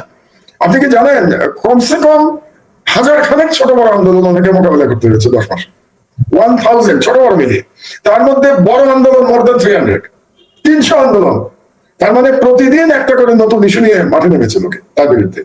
এই সরকার তো টিকে থাকেনি কথা না, টিকে আছে, এটাও একটা আশ্চর্য। এবং সর্বশেষ এই কি বলে সচিবালয়ের কর্মচারীদের ব্যাপারে যেটা করা হয়েছে, এটাকে আমি কি বলবো, যদি কঠিন কথা বলি সরকার রাগ করবে, তারপরে বলি আমার কাছে মনে হয়েছে ইটস স্টুপিডিটি। স্টুপিড ছাড়া কেউ এই অবস্থার মধ্যে, যেখানে প্রধান রাজনৈতিক দলের সাথে মুখোমুখি সম্পর্ক দাঁড়িয়ে আছে সরকার, যখন সেনাবাহিনীর সাথে দূরত্ব তৈরি হয়েছে বিভিন্ন কারণে, যার দোষই হোক না কেন, সেখানে আপনি আবার এই ধরনের একটা আইন নিয়ে আপনি যাচ্ছেন। তো আপনি কি স্টুপিড অথবা আপনি একেবারে শিশু, দুটোর একটা। আপনি কিছুই বুঝতে পারছেন না যে এটা কি অবস্থার মধ্যে আপনি পড়তে যাচ্ছেন। তো এটাকে কি বলবো, ইনএক্সপেরিয়েন্স গভর্নমেন্ট। ইউনূস সাহেবের পক্ষে একা সম্ভব হচ্ছে না। এবং ওনাকে যারা এই অ্যাডভাইস দিয়েছে এই ধরনের একটা অধ্যাদেশ করবার, তারা টাইমিং ইজ রং। আপনি এরকম অধ্যাদেশ দিলে আপনি এসেই করতেন যখন সারা দেশ আপনার সাথে ছিল, তখন করলেন না কেন? এটা এটা কেন করেছেন আমি বুঝতে পারি উনি কেন করেছে। কারণ ওনার নিশ্চয়ই ধারণা হয়েছে যে আমলাতন্ত্র ওনাকে সহযোগিতা করছে না, কারণ আমলাতন্ত্রকে উনি লাইনে আনার জন্য এরকম একটা আইন করতে যাচ্ছেন। তো আপনার তো উচিত ছিল 8 তারিখে ক্ষমতা নিয়েছেন, 9 তারিখে এরকম একটা আইন করে ফেলা। তখন যে জনসমর্থন আপনার ছিল এই আইন করে ফেলতে পারতেন, তখন আন্দোলন কেউ করতে পারতো না। এখন তো 10 মাসে তো ওই যে বলে না পদ্মা নদী দিয়ে তো অনেক পানি গড়িয়ে গেছে। তো আপনি তো এখন এটা নিয়ে করতে গেলে আর একটা আপনি ইস্যু তৈরি করলেন। মাহমুদ ভাই, একই ইস্যু শেষ। হাসিনার আমলে 42 জন সচিব এখনো বহাল, ওই ব্যাপারে কোনো মাথা ব্যথা নাই। উনি চুক্তিভিত্তিক নিয়োগ দিচ্ছেন সব হাসিনার লোকজন। উনি আসেন হঠাৎ করে অধ্যাদেশ করে একটা বিশৃঙ্খল পরিবেশ তৈরি করার জন্য। তো এখন এই বুঝলে ভালো, না বুঝলে তো কিছু করার নেই আমাদের। আরেকটি ইস্যু যেটি করিডোর ইস্যু, মানে বিএনপির কিন্তু ধরেন রোডম্যাপ এবং করিডোর এই দুটা নিয়ে তাদের মূল আপত্তির জায়গাটা আর কি। তো করিডোরের বিষয়টা তো আসলে এখনো ওইরকম সুনির্দিষ্ট কিছু না, এবং সরকারও ধরেন হঠাৎ করে একবার তহিদ হোসেন বললো যে আমরা নীতিগতভাবে একমত, আবার প্রেস সেক্রেটারি বললো যে না আমরা এখন এই জাতীয় কিছু হয় নাই। তো সব মিলিয়ে আপনি তো এগুলার ব্যাপারে আপনার অবজারভেশনটা কি, মানে করিডোর নিয়ে যে এইটা কে তৈরি করেছে? এই করিডোরের প্রবলেম কে তৈরি করেছে? এই সরকার তৈরি করেছে, সরকার তৈরি করেছে। কারণ এই করিডোর শব্দটা প্রথমে কে ব্যবহার করেছে? Foreign adviser. তিনি এক সংবাদ সম্মেলনে হঠাৎ করে করিডোর শব্দটা ব্যবহার করলেন, এবং পরে দেখা গেল যিনি এখন national security adviser doctor Khalilur Rahman, তিনি বললেন না এরকম কোনো সিদ্ধান্ত হয় নাই। তাহলে একজন উপদেষ্টা বলছেন করিডোরের কথা, আরেকজন বলছেন এরকম কোনো সিদ্ধান্ত হয় নাই, প্রেস সেক্রেটারি শফিক সাহেব বলছেন এরকম কোনো সিদ্ধান্ত হয় নাই। তো আপনি ইস্যু তুলে দিচ্ছেন কেন? মানে এই ধরনের আবারও সেই স্টুপিড শব্দটাই তো ব্যবহার করতে হয়, তাই না? সরকারের থেকে এই ধরনের স্টুপিড আচরণ আপনারা কেমন করে করতে পারেন? করিডোর নিয়ে বিএনপির যে আপত্তি এখানে, মানে এবং সেনাবাহিনীর যে আপত্তি, এটা নিয়ে আমার আবার একটা বক্তব্য আছে। বক্তব্যটা হচ্ছে এই করিডোর নিয়ে বাংলাদেশে সব থেকে বেশি যদি কেউ প্রতিবাদ করে থাকে সেই ব্যক্তি কিন্তু আমি। ভারতের করিডোর নিয়ে আমার থেকে বেশি কেউ প্রতিবাদ বাংলাদেশে করে নাই। এখন নিজের মুখেই এটা বলতে হচ্ছে, কারণ আমি বলি না বাঙালি মুসলমান সবকিছু ভুলে যায়। এই ভারতকে করিডোর দেওয়ার প্রতিবাদে আমি ঢাকা থেকে 2টো লং মার্চ করেছিলাম। আমি ঢাকা থেকে একটা লং মার্চ করেছিলাম সিলেট পর্যন্ত। এটা অবশ্য করেছিলাম মেইনলি টিপাইমুখ বাঁধের বিরুদ্ধে, এবং ইলিয়াস আমার সাথে ছিল, ইলিয়াস আলী, যাকে পরে গুম করা হয়েছে এবং যা এখন পর্যন্ত আমরা জানি না তিনি কোথায়। তো ইলিয়াস আলীর সাথে আমি লং মার্চ করেছিলাম। আর একটা লং মার্চ আমি করেছিলাম ব্রাহ্মণবাড়িয়ার তিতাস নদী পর্যন্ত। কেন জানেন? ওই সময় তিতাস নদীর মধ্যে আড়াআড়ি বাঁধ দিয়ে নদীকে হত্যা করে নদীর প্রবাহ বন্ধ করে দিয়ে করিডোর দেওয়া হয়েছিল ভারতকে। আমি লং মার্চ করে গেছিলাম সেই সময়, গিয়ে আমি ওই বাঁধের উপরে কোদাল চালিয়েছিলাম প্রতীকী। আমি কোদাল চালিয়ে গিয়ে অত বড় বাঁধ ভাঙতে পারবো প্রতীকী। এবং আমার সামনে আমার সাথে সেই সময় ছিলেন যতদূর মনে পড়ে শওকত মাহমুদ ছিলেন সাংবাদিক, আমার সাথে ছিলেন গাজী ভাই ছিলেন, আল্লাহ তাকে বেহেশত নসিব করুক, মরহুম গাজী ভাই, উনি ছিলেন আমার সাথে। এবং আমার সাথে বোধহয় বর্তমানে বিএনপির অত্যন্ত শক্তিশালী বড় সিনিয়র নেতা ডক্টর জাহিদ ছিলেন বোধহয় আমার সাথে। তো আমরা সকলে মিলে লং মার্চ করে গেছিলাম। তো সেই সময় করিডোরের বিরুদ্ধে বিএনপির দল থেকে তো তেমন কোনো প্রতিবাদ উত্থাপিত হয় নাই আমরা যখন প্রতিবাদ করছিলাম, এবং সেনাবাহিনী থেকেও কিন্তু কোনো প্রতিবাদ উত্থাপিত হয় নাই। এই গত 16 বছর ধরে ভারতীয় সাম্রাজ্যবাদের বিরুদ্ধে আমরা সবসময় বলে গেছি। আপনার টক শোতে আমি কতবার বলেছি, কতবার ভারতীয় এই করিডোর নিয়ে আমরা কথা বলেছি। সেই সময় তো আমরা দেখি নাই সেনাবাহিনী থেকে কেউ একটু শব্দ করেছেন, কেউ কিছু বলেন নাই। এবং তারা তখন কি বলতেন আপনার নিশ্চয় মনে আছে, যে একজন সেনা অফিসার আমাদের সাথে যোগ দিয়ে বলতেন যে তারা একটা ডিসিপ্লিন ফোর্স, যেহেতু তারা ডিসিপ্লিন ফোর্স এই জন্য সরকারের বিরুদ্ধে তারা কোনো কথা বলতে পারেন না। তো সেটা যদি সত্যি হয়ে থাকে যে সরকার ডিসিপ্লিন ফোর্স, এই যুক্তি যদি আমি মেনে নেই, এখন তারা কিভাবে কথা বলেন? এখনো তো তারা ডিসিপ্লিন ফোর্স নাকি? যেমন ধরেন সেনা প্রধানের যে বক্তব্য নিয়ে এত হইচই হলো, মানে প্রথমে তো একটা বক্তব্য তিনি রাওয়াতে দিয়েছিলেন, দ্বিতীয়টা দিলেন তিনি ক্যান্টনমেন্টের ভেতরে। ইট ওয়াজ এ প্রাইভেট মিটিং, তিনি কয়েকজন জেনারেলের সাথে কথা বলেছেন। তো প্রাইভেট মিটিং এর যে বক্তব্য, এটা সোশ্যাল মিডিয়ায় আসলো কিভাবে, এবং সোশ্যাল মিডিয়ায় কিভাবে আসলো? সার সংক্ষেপ মিনিটসের আকারে ছবি তুলে এটাকে পাঠিয়ে দেওয়া হলো সব মিডিয়াতে। কে পাঠালো এটা? সেনাবাহিনীর থেকে পাঠানো হয়েছে, ভিতর থেকে। তো এটাকে উনি আটকালেন না কেন সেনাপ্রধান, যে এটা গেল কি করে? এটা নিয়ে কি এখনো কোনো তদন্ত হয়েছে যে কেমন করে এটা বাইরে গেল? কারণ যেটা যুক্তি দেওয়া যেতে পারে যে একজন সেনাপ্রধান তার কলিগদের সাথে তো কথা বলতেই পারেন। যেমন ধরেন আমার দেশ অফিসে আমি আমার কলিগদের সাথে আমি আলাদা মিটিং করতেই পারি, কয়েকজনের সাথে সিনিয়র জার্নালিস্টদের সাথে আমি করতেই পারি আমার আলাদা মিটিং। কিন্তু যখন আমার মিটিং এর সেই মিনিটস আমি বাইরে পাঠিয়ে দেব, সেখান থেকেই তো আপত্তিটা শুরু। তখন তো ডিসিপ্লিন ব্রেকডাউন হচ্ছে। তো আমার পয়েন্টটা হচ্ছে যে যারা আজকে করিডোর নিয়ে হইচই করছেন, তারা তো এতদিন চুপ ছিলেন। এবং এখন দেখেন, আমাদেরকে বলা হয়েছে সবসময় যে আমরা অতিমাত্রায় ভারত বিদ্বেষী, অতিমাত্রায় ইসলামিস্ট। এটা বলা হতো একসময়, আওয়ামী লীগের বয়ানে বলা হতো। আওয়ামী লীগের যারা মিডিয়ার লোকজন, আওয়ামী লীগের যারা সোশ্যাল মিডিয়ায় কাজ করেন, তারা আমাদেরকে ইসলামিস্ট বলতেন, আমাকে ইসলামিস্ট বলে তারা। যদিও আমার দাড়ি টাড়ি নাই, এটা নিয়ে আবার মৌলভী সাহেবরা আবার রাগ করেন যে আপনি বুড়া হয়ে গেছেন, দাড়ি রাখেন না কেন, দাড়ি রাখেন না আবার ইসলামের কথা বলেন, এই ধরনের কমেন্ট আমি শুনতে পাই। তো যাই হোক, আমি আমার মতো করে লড়াই করি, এক একজন আরেকজন দাড়ি রেখে লড়াই করে, আমি দাড়ি ছাড়াই লড়াই করি। তো আমাদেরকে ইসলামিস্ট বলা হয়েছে সবসময়, এবং ভারত বিদ্বেষী বলা হয়েছে। সব থেকে ইন্টারেস্টিং ব্যাপার হচ্ছে যে আমার এই জীবনে যতদিন ধরে আমি রাজনীতি বুঝতে সক্ষম, ধরেন আর 2 মাস পরে আমার বয়স 72 বছর হবে। তো যদি আমি ধরে নেই যে 12 বছর বয়স থেকে আমি রাজনীতি কিছু কিছু বুঝি, তাহলে 60 বছর। এই 60 বছরের মধ্যে পাকিস্তান আমল গেছে। স্বাধীনতার পর থেকে, মানে 71 সাল থেকে, 71 সালের 16ই ডিসেম্বরের পর থেকে, বিজয় দিবস থেকে আজ পর্যন্ত বাংলাদেশের মানুষের মধ্যে এমন ভারত বিরোধী মনোভাব আমি কখনো দেখি নাই। আমি আপনাকে বলছি কথা, এমন ভারত বিরোধী মনোভাব বাংলাদেশের অধিকাংশ জনগণের মধ্যে আমি আজ পর্যন্ত দেখি নাই স্বাধীনতার পর থেকে। এখন এরকম একটা সময়ে যারা ভারতের পক্ষে কথা বলার চেষ্টা করছেন, বা যারা ইচ্ছা করে ভারতপন্থী হিসেবে ট্যাগ নিতে চাচ্ছেন নিজেদের গায়ে, এবং যারা আমাদেরকে আবার ভারত বিদ্বেষী এবং ইসলামিস্ট বলতে চাচ্ছেন, তারা বোধহয় মানুষের পালস বুঝতে পারছেন না, যে মানুষের পালস পরিবর্তন হয়ে গেছে। মানুষের পালসটা বোঝা উচিত। কাজেই এই করিডোর নিয়ে এই যে বিতর্ক তৈরি করা, এটার জন্য সম্পূর্ণভাবে সরকার দায়ী। আবার এই করিডোরের এই বিতর্ক তৈরি করার পরে যারা এটা দিয়ে প্রতিক্রিয়া দেখিয়েছেন, দে আর নট অনেস্ট।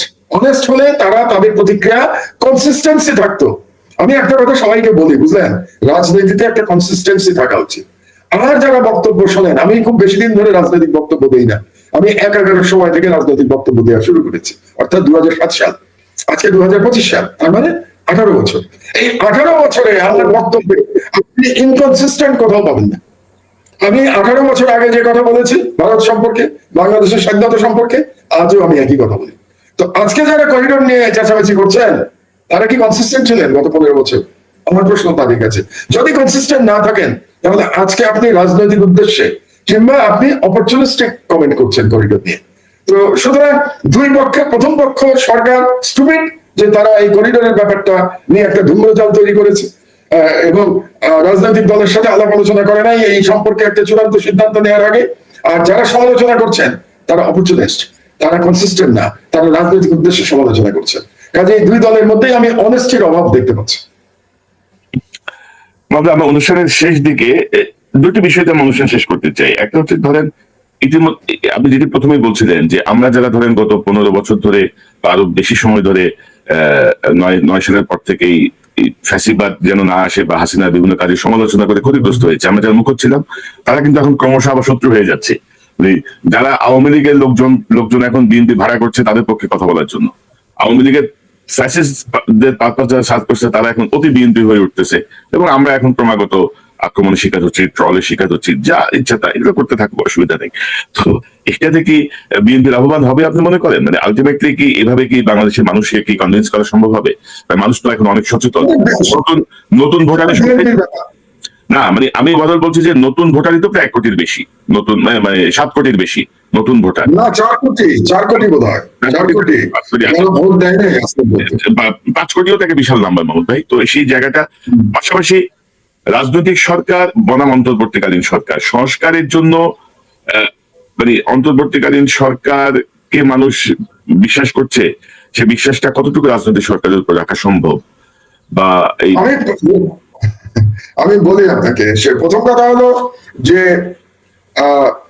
আওয়ামী লীগকে যারা এতদিন ফ্যাসিবাদ প্রতিষ্ঠা করতে সহযোগিতা করেছে, বাংলাদেশের তথাকথিত লেফট ওরিয়েন্টেড মিডিয়া কিংবা লেফট ওরিয়েন্টেড মিডিয়া পার্সোনালিটিস, এই যে শ্রেণীটা, কিংবা একেবারে বাম রাজনীতিবিদ, তারা এখন সম্পূর্ণভাবে বিএনপিকে সমর্থন করছে।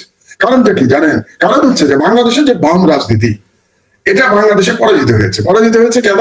কারণ তারা বাংলাদেশের সংখ্যাগরিষ্ঠ মানুষের আশা আকাঙ্ক্ষা ধারণ করতে পারে নাই। তারা অ্যান্টি ইসলামিক, তারা ইসলাম বিদ্বেষ লালন করে। তো আপনি 90% মুসলমানের দেশে ইসলাম বিদ্বেষ লালন করে যদি রাজনীতি করেন, আপনি কিভাবে রাজনীতিতে সাকসেসফুল হবেন? তারা হতে পারে নাই। তাদেরকে টিকিয়ে রেখেছে কে? বাংলাদেশের বামপন্থী মিডিয়া। বাংলাদেশের অধিকাংশ মিডিয়া কিন্তু বামপন্থী অথবা ইসলাম বিদ্বেষী। আমি ইসলাম বিদ্বেষী বলি, আমি এদেরকে বামপন্থী বলি না, ইসলাম বিদ্বেষী বলি। তো বাংলাদেশের অধিকাংশ মিডিয়া ইসলাম বিদ্বেষী। ইসলাম বিদ্বেষী মিডিয়া এদেরকে নেতা বানিয়ে রেখেছে। ওই যে একটা আছে না, লার্জার দ্যান লাইফ, এদেরকে প্রত্যেককে লার্জার দ্যান লাইফ একটা প্রতীক তৈরি করেছে। এদের কারো পিছনে 10টা লোক নাই, কিন্তু তারা সবাই বড় বড় নেতা। এবং এই যে গ্রুপটা, এদের টিকে থাকার জন্য একটা বড় গাছের দরকার হয়। পরগাছার মতো, পরগাছা তো আপনি জানেন যে অরিজিনাল গাছ ছাড়া টিকতে পারে না, মাদার ট্রি ছাড়া টিকতে পারে না। এই রাজনীতিবিদরা হচ্ছে পরগাছা শ্রেণীর, তাদের তাদের একটা গাছ লাগে। এতদিন এই গাছটা ছিল আওয়ামী লীগ। আওয়ামী লীগের পতন হয়েছে, বলতে গেলে আওয়ামী লীগের ফিরে আসার সম্ভাবনা নাই বললেই চলে। আওয়ামী লীগ নামে ফিরে আসার সম্ভাবনা নাই বললেই চলে।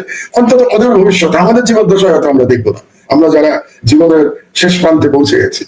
তো এখন তাদের কাছে সেই গাছ যেটার উপরে তারা সওয়ার হবে, সেটা বিএনপি। এবং আমি তাদেরকে অপরাধ দিচ্ছি না, তো তাদের তো টিকে থাকতে হবে রে ভাই। তো টিকে থাকতে হলে তাদের গাছ লাগবে। তো গাছ কোথায়? তারা কি জামাতের কাছে যাবে? যেতে পারবে না। তারা এনসিপি তে যাবে, যেতে পারে, চেষ্টা করতে পারে এনসিপি তে, কিন্তু মেইনলি তারা যাবে বিএনপি তে। এনসিপি তে কেন যাবে না এখন জানেন? কারণ এনসিপির সরকারে আসার কোনো সম্ভাবনা নাই। এনসিপি এখনো দল হিসেবে দাঁড়াতে পারে নাই। তো তারা তো ওই গাছ বেছে নেবে না। তারা যে গাছ বেছে নেবে যেটা সরকারে আসবে। এবং কনভেনশনাল উইজডম হলো যে বিএনপি সরকারে আসবে।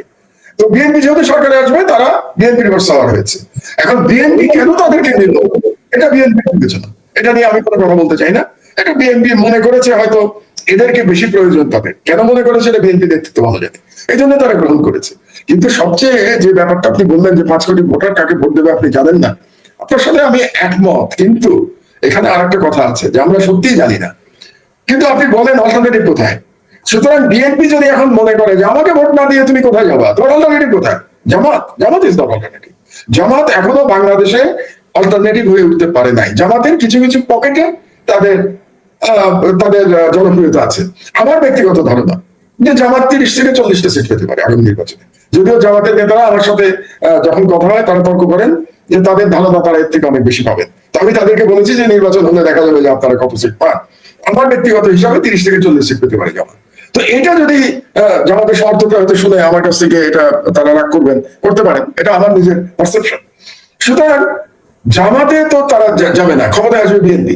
তো বিএনপি দেখেছে, যেটা বলছিলাম আমি একটু খেয়ে হারিয়ে ফেলেছি, যে তাহলে ভোট বিএনপি মনে করতে পারে যে আমি যাই রাজনীতি করি না কেন, ভোট আমাকে না দিয়ে, ধানের শীষে না দিয়ে জনগণ কোথায় যাবে? তো সেখানে বিএনপি যেটা ভুল হতে পারে সেটা হলো যে গ্রামাঞ্চলে তাদের কথাটা কারেক্ট হলেও হতে পারে। গ্রামাঞ্চলে মার্কা দিকে মানুষ ভোট দেয়, তো গ্রামাঞ্চলে মার্কা দিকে ভোট দিলে ধানের শীষেই দেওয়ার কথা।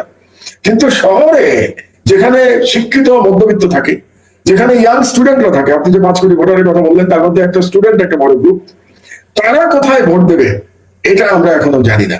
কিন্তু যদি অল্টারনেটিভ না থাকে তখন তারা বলতে পারে হয়তো যে আমি বিএনপি কে দেবো না, অল্টারনেটিভ যেই থাকে আমি তাকে ভোট দেবো। তখন কোনো দলকে ভোট না দিয়ে ব্যক্তিকে ভোট দিতে পারে, যে দুজন ব্যক্তির মধ্যে যাকে আমার পছন্দ আমি তাকে ভোট দেবো। এটা হবে কিনা আমি বলতে পারছি না। কিন্তু এখনো আমার ধারণা, এখনো আমি নিশ্চিত যে নির্বাচন হলে পরে বিএনপি জয়লাভ করবে। কিন্তু $1 বিলিয়ন কোশ্চেন হচ্ছে যে এই নির্বাচনটা কি ইউনিট সরকারের অধীনে হবে, নাকি আরেকটি কোনো নতুন সরকারের অধীনে হবে, নাকি 111 গভর্নমেন্টের অধীনে হবে? আমাদের কিন্তু নির্বাচনে কে জিতবে বাদ দিয়ে এখন এটা নিয়ে বেশি চিন্তা করা উচিত যে আমরা কি 111-2 দেখবো, নাকি ইউনুস সাহেবের জায়গায়, যেটা বিএনপির এক নেতা বলেছেন যে জাতি আরেকজনকে খুঁজে নেবে। তো জাতি কাকে খুঁজে নেয় এটা দেখার অপেক্ষায় আছে। এবং আমাদের আমরা বামপন্থী ঘরানার রাজনীতিবিদদের কথা বলছি বা বিভিন্ন জায়গার কথা বলছি, গত 10 মাসে মিডিয়ায় যে সংস্কারটা দরকার ছিল তারা কিন্তু খুব সুকৌশলে মাথা চাড়া দিচ্ছে এবং খুব সুকৌশলে তারা কিন্তু মানুষকে পয়জন দিচ্ছে, কিন্তু স্লো পয়জন করে আস্তে আস্তে কিন্তু তারা অন্য খেলা খেলছে। আপনি বাংলাদেশে মিডিয়া চেঞ্জটা খুব ইন্টারেস্টিং। মিডিয়া যদি আমি দেখি, মেইন স্ট্রিম মিডিয়া এবং সোশ্যাল মিডিয়া, সেখানেও কিন্তু আমরা দেখবো যে এতদিন যারা আওয়ামী লীগের সমর্থক ছিল তারা কিন্তু এখন বিএনপি কে বেছে নিয়েছে। এবং বিএনপি কে বেছে নেওয়ার কারণটা আপনাদের বুঝতে হবে। বিএনপি কে বেছে নিয়েছে তারা কেন? বেসিক্যালি এই মিডিয়া ভারত দ্বারা নিয়ন্ত্রিত। তো ভারতের কাছে এখন 1 নম্বর শত্রু কে? 1 নম্বর শত্রু হচ্ছে প্রফেসর ইউনূস। তো প্রফেসর ইউনূস যদি শত্রু হয়ে থাকে তাহলে এবং যাদেরকে প্রো ইসলামিক ট্যাগ দেওয়া হয় তারাই তো ভারতের শত্রু। সুতরাং এই মিডিয়া এই ইউনুস এবং প্রো ইসলামিক ট্যাগের মধ্যে যারা আছে তার বাইরে তারা মনে করছে বিএনপি কে তারা লেফটের দিকে নিয়ে আসতে পারবে। এই কারণে এই মিডিয়াগুলো এখন বিএনপি কে সাপোর্ট দিচ্ছে। কেন? যেই মিডিয়াতে এতদিন ধরে বিএনপির নেতাদের সম্পর্কে কুৎসা রচনা করা হতো, তারেক রহমান সম্পর্কে কুৎসা রচনা করা হতো, এখন প্রতিদিন তারেক রহমানের প্রশংসা করা হচ্ছে। কারণ তারা বুঝতে চাচ্ছে যে আগামী সরকার বিএনপি, কাজে এখন থেকে বিএনপির কাছে আমার লাইন দিতে হবে। আর আমাদের সমস্যা কি জানেন, আপনি অনেকটা এরকমই আমার মতোই, আমরা স্রোতের বিপরীত দিকে যাই সবসময়। কারণ আমাদের সরকারে কে আসলো এটা আমরা চিন্তা করি না, কারণ আমাদের কোনো ব্যক্তিগত চাহিদা নাই। আপনার আমার, অন্তত আমি শিওর আমরা দুজনে কথা বলতে পারি, আমাদের কোনো ব্যক্তিগত চাহিদা নাই। যেহেতু ব্যক্তিগত চাহিদা নাই, কাজে কে সরকারে আসবে তাকে খুশি করার চিন্তা আমাদের মাথায় আসে না। আমি যেটা মনে করি, যেটা ন্যায্য মনে করি, বাংলাদেশের জনগণের জন্য যেটা ভালো মনে করি, এবং আমার ফেয়ারলি বিশ্লেষণ আমি করে যেটা বলা দরকার আমি সেটাই বলি। সেটা ক্ষমতাবানদের কখনো পছন্দ হয় না, এটা মনে রাখবেন। কোনো ক্ষমতাবানরা কখনো ভিন্নমত পছন্দ করে না। এখন কেউ কেউ শেখ হাসিনার মতো যদি ফ্যাসিস্ট হয় তাহলে ভিন্নমতকে মেরে ফেলে। যেমন আমাকে মেরে ফেলার চেষ্টা করেছে, আমার দেশ বন্ধ করে দিয়েছে, আপনাকে জেলে নিয়েছে, আপনার পরিবারকে অত্যাচার করেছে। আর যারা একটু কম স্বৈরাচার হবে বা কম ফ্যাসিস্ট হবে তারা আপনাকে হয়তো এতটা জুলুম করবে না, কিন্তু আপনাকে পছন্দ করবে না। কোন ক্ষমতাবান ভিন্নমত পছন্দ করে না, এটা আমাদের মনে রাখা উচিত এবং এটা মেনে নেওয়া উচিত। আমি কিন্তু মেনে নেই এটা, যে ক্ষমতাবান কেন ভিন্নমত পছন্দ করবে। এটা আমিও মেনে নেই। এবং আপনি যেটা বলছিলেন ওইটাই আর কি, কারো কাছে কিছু চাওয়ার তো নাই। বাংলাদেশ এবং দেশের মানুষের জন্য যদি মঙ্গলজনক যেটা, সেই অবস্থানেই আমি থাকবো ইনশাল্লাহ। এবং এর থেকে কিছু করার নাই আর কি। এখন আমরা তো হাসিনার সাথে লড়াই করে শহীদ হইতে হইতে আমরা গাজী হয়ে গেছি, তাই না? আমরা তো চোখ রাঙা, লোকে তো মানতেই চায় না যে আপনি আমরা কোনো ভূমিকা রেখেছি, এটাকে মানতে চায়। এখন যারা ক্ষমতায় আসবেন তারাকে মানতে চান যে আমাদের কোনো ভূমিকা সাধারণ মানুষ বিশ্বাস করে, সাধারণ মানুষ এটা মানে, সাধারণ মানুষ এই ভালোবাসা। আমি শুধু একটা কথা বলতে চাই, কনক, আমি নিজে একটু বলি, আপনার দুঃখ কষ্ট তো আমি জানি কনক, এবং বহুবার আমরা আলোচনা করেছি। বিশেষত আপনার বোন যখন জেলে ছিল তখন আমি সারাক্ষণ চিন্তা করতাম যে একজন মহিলা কিভাবে এই জেলের পরিবেশে থাকতে পারে, এবং বিনা অপরাধে, আপনার অপরাধে আপনার বোনকে এরকম নির্যাতন। তো আমি 2018 কথা মনে হয় আমার প্রায়, বুঝলেন, কুষ্টিয়াতে যখন আমার উপরে অ্যাটাক হলো, তো 2018 মানে আজ থেকে 7 বছর আগে। তো আজ থেকে 7 বছর আগে আমার বয়স কত ছিল? 65 বছর। তো 65 বছরে আহত হওয়ার পরে আমি কুষ্টিয়াতে কি বলেছিলাম? যে ঠিক আছে, আমার ধর্ম বিশ্বাস এবং আমার দেশের জন্য না হয় আমি জীবন দিলাম। এটা আমি বলেছিলাম 2018 সালে। এটা তখনকার ওই ভাইরাল হওয়া ভিডিও দেখলেও আপনারা দেখতে পাবেন। তো এখন তো ভাই আরো 7 বছর বয়স বেড়েছে, তো মৃত্যু তো এমনি নর্মাল মৃত্যু তো আরো কাছে চলে এসছে, তাই না? তো 65 বছর বয়সে যদি মরার জন্য প্রস্তুত থাকতে পারি, তো 72-এ তো আরো বেশি প্রস্তুত হয়ে গেছি। কোন কাজেই কে ক্ষমতায় আসলো না আসলো তাতে আমার কিছু যায় আসে না। আমি যেটা বিশ্বাস করি, আমার বিশ্বাসটা আমি বলে যাবো। হ্যাঁ, আমার ভুল হতে পারে, নিশ্চয়ই। আমার সব ব্যাখ্যা কি কারেক্ট? অবশ্যই না, আমি তো মানুষ, আমার ভুল হয়। ভুল হলে আপনি দেখিয়ে দেবেন, এবং সকল ভুল আমি মেনে নেবো, ওইটা মানার মতো মানসিকতা আমার আছে। কিন্তু আমার আদর্শ থেকে আমি সরবো না। এই জন্য আবারও রিপিট করি, 18 বছর ধরে আমি যা বলেছি, আমি আমার বক্তব্যে, আমার রাজনীতিতে আমি কনসিস্টেন্সি বজায় রেখেছি। আজকে যদি কোনো বৃহৎ দল তাদের রাজনৈতিক ডিরেকশন চেঞ্জ করতে চায়, সেটা তাদের ইচ্ছা, এখানে তো আমার বলার কিছু নাই। কিন্তু আমার রাজনৈতিক অবস্থানের কোনো পরিবর্তন হবে না। না মাহমুদ ভাই, আপনি বাংলাদেশের একমাত্র ব্যক্তি বলবো আমি, যিনি আদালতে দাঁড়িয়ে ক্ষমা প্রার্থনা না করে আপনি আপনার অবস্থানে অনড় ছিলেন। 5 বছর জেল খাটছেন, প্রায় 37 দিন বোধহয় আপনি রিমান্ডে ছিলেন। 39 দিন 39 দিন আপনি পুলিশ রিমান্ডে ছিলেন, 5 বছর জেল খেটেছেন, আপনি আপোষ করেন নাই। এবং এই আপোষটা তো আপনার ব্যক্তি স্বার্থে না, কিন্তু আপনার ব্যক্তির এটাতে কোনো লাভবান বা ইয়ে হওয়ার কিছু হয়নি। তো যা করেছেন সার্বিকভাবে বাংলাদেশের জন্যই করেছেন, এবং মানুষ কিন্তু এটা স্মরণ করে। মানুষ এটা মানুষের ভালোবাসার জায়গাটাই, সাধারণ মানুষের ভালোবাসার জায়গাটা। একটা বলি, অ্যাজ এ প্রফেশনাল, আপনি সাংবাদিক, আমিও আজকে 18 বছর হয়ে গেল, আমারও তো সংবাদ মাধ্যমে 18 বছর হয়ে গেল না? তো কাজেই আপনারা আমাকে সম্পাদক মানতে চান আর না চান, 18 বছর কাটিয়ে দিয়েছি তো আমি পত্রিকায়, তাই না? তো এবং পত্রিকা আলহামদুলিল্লাহ 5 মাসের মধ্যে বাংলাদেশের সব থেকে জনপ্রিয় পত্রিকা হয়ে গেছে এই মুহূর্তে। তো সেটাও তো আমার মতো লোক যদি করতে পেরে থাকে, তাহলে তো আমি বুঝি মিডিয়া। না বুঝলে আমার দেশ কেন পপুলার হয়, তাই না? মনে মনে পপুলার কেন হয়? আমি দায়িত্ব দিলে আমার দেশ। তো আজকে আমার পত্রিকায়, আজকে যেহেতু শহীদ জিয়ার মৃত্যু দিবস, আপনি জানেন না, আজকে আমার পত্রিকায় 4 পাতা জুড়ে আমরা বিশেষ করে পত্র বের করেছি শহীদ জিয়া। কেন করেছি? আমরা তো বিএনপির পন্থী নই, বিএনপির পত্রিকা তো না আমার দেশ, তাই না? আমার দেশ তো একদম ইন্ডিপেন্ডেন্ট পত্রিকা। বিএনপি মনে করে, বিএনপির অনেক নেতা মনে করে যে আমার দেশ বিএনপির শত্রুপক্ষের পত্রিকা।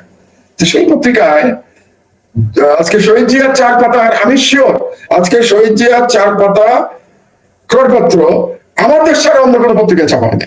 না করেনি।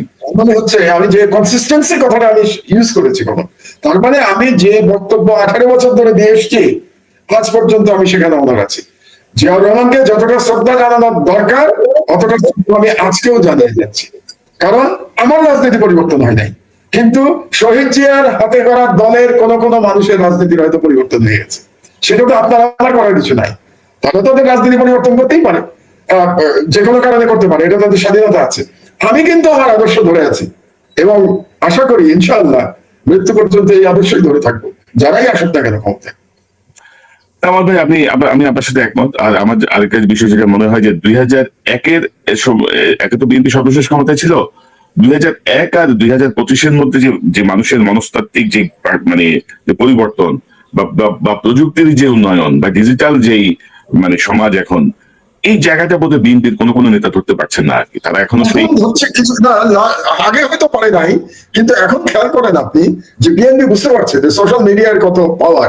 কারণ বেশ কিছুদিন ধরে আমি লক্ষ্য করছি, মাসখানেক ধরে একটা বিরাট গ্রুপ কিন্তু নেমেছে বিএনপির পক্ষে, যারা আগে বিএনপির পক্ষে ছিল না, যারা আগে বিএনপির সমালোচনা করতো, তারাই আজকাল কিন্তু সোশ্যাল মিডিয়াতে কন্টেন্টে বিএনপির সমর্থন করছে।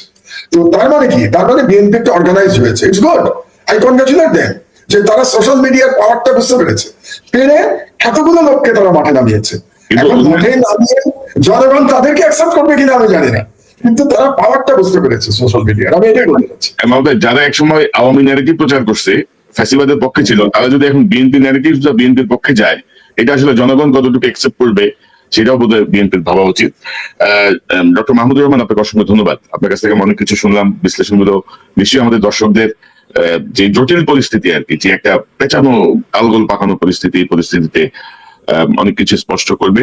নিশ্চয়ই মহোদয়, আমরা নিকট ভবিষ্যতে আবার আপনাকে পাবো। আপনি ভালো থাকবেন, আপনাকে অসংখ্য ধন্যবাদ। ইনশাআল্লাহ। দর্শক, এতক্ষণ যে অনুষ্ঠান শুনলেন, নিশ্চয়ই আপনি আলোচনা মর্মার্থ উপলব্ধি করতে সক্ষম হবেন। একটি তালগোল পাকানো একটি অদ্ভুত একটি অবস্থা যাচ্ছে। আমরা জানি না ডক্টর ইউনূস জাপান থেকে ফিরে আসার পরে কি পদক্ষেপে যাবেন। যদিও ডক্টর মাহমুদুর রহমান মনে করছেন যে এই মুহূর্তে উপদেষ্টা পরিষদে পরিবর্তনে আর সময় নাই, কিন্তু তারপরেও একেবারে ধরেন যেসব উপদেষ্টাদের কার্যক্রমই স্পষ্ট না, যারা তালগোল পাকিয়ে ফেলেছেন, আমার মনে হয় যে জুন পর্যন্ত কিন্তু এখনো প্রায় 1 বছরের বেশি সময়।